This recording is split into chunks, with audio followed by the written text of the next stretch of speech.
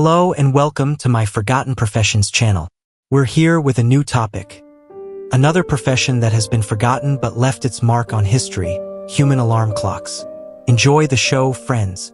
Before alarm clocks became common household items, entire cities relied on human beings to wake them up. This unusual profession, known as the knocker-upper, emerged in the early 18th century in Britain and spread across industrial towns like Manchester, London, and Liverpool. The rise of factories and mills created a new demand. Workers had to arrive punctually, sometimes at 4 or 5 in the morning. Being late wasn't an option, as wages could be cut or jobs lost. The knocker-upper's task was simple but vital. Wake people at the right time. They would carry long bamboo sticks or canes, sometimes even shooting dried peas through a straw at windows to make sure the client woke up. For those living on the upper floors of crowded tenements, this service was indispensable. Knocker-uppers were usually older men, widows, or people too weak for heavy factory labor but still needing income. Imagine a dark Manchester street in 1840. It's cold, the fog is thick, and the lamps flicker. A woman named Mary, carrying her long pole, walks along the cobbled road. She taps at windows, 3 knocks for Mr. Johnson at 4:30 a.m., 5 taps for the Smith family at 5 o'clock.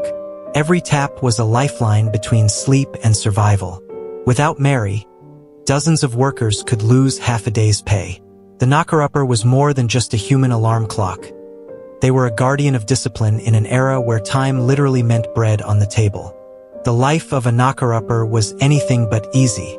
Their day began when the rest of the city was still asleep. At 3 in the morning, while darkness and silence covered the streets, they started their rounds. Carrying their poles or Pea-Shooters, they would move swiftly, memorizing dozens of addresses and exact times. Accuracy was everything. One missed knock could mean disaster. Imagine an iron worker arriving late. His foreman would dock his wages or even replace him. For this reason, workers trusted their knocker-upper more than they trusted their own sleep. Some even paid extra to make sure the knocker returned until they saw a candlelight flicker in the window as proof that the family was awake. But the job was also dangerous. The streets were full of thieves and drunkards at night. Women who worked as knocker-uppers carried small sticks not only to tap windows but also to defend themselves. Rain, snow, or thick London fog didn't stop them. If they failed, they would lose clients. And in an era without wristwatches for the poor, knocker-uppers carried pocket watches or simply relied on church bells to stay punctual. Every neighborhood had its favorite knocker-upper, and their reputations spread through word of mouth. Some became local legends.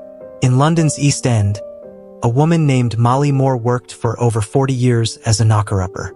She carried a long bamboo stick and was so precise that factory owners themselves trusted her to keep workers on time.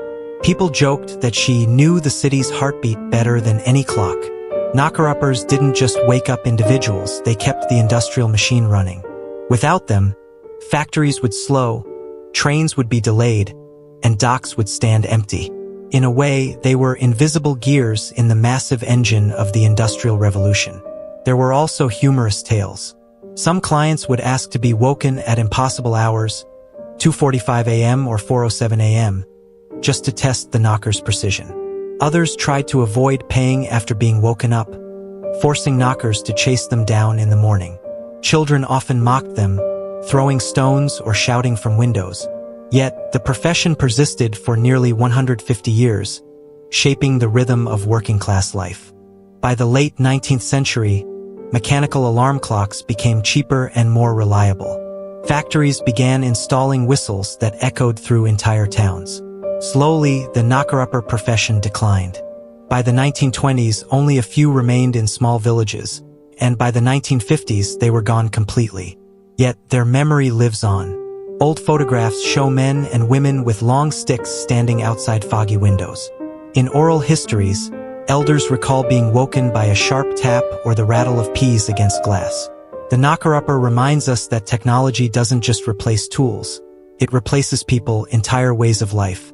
Today, when we casually set an alarm on our phones, we rarely think of those who once walked the streets at 3 a.m., ensuring others wouldn't lose a day's bread. The knocker-upper is more than a forgotten profession. It's a story of resilience, adaptation, and the invisible hands that built modern cities. I hope you enjoy our video. Is there a profession you're curious about for the next video? I'll be waiting for your comments. See you soon, friends.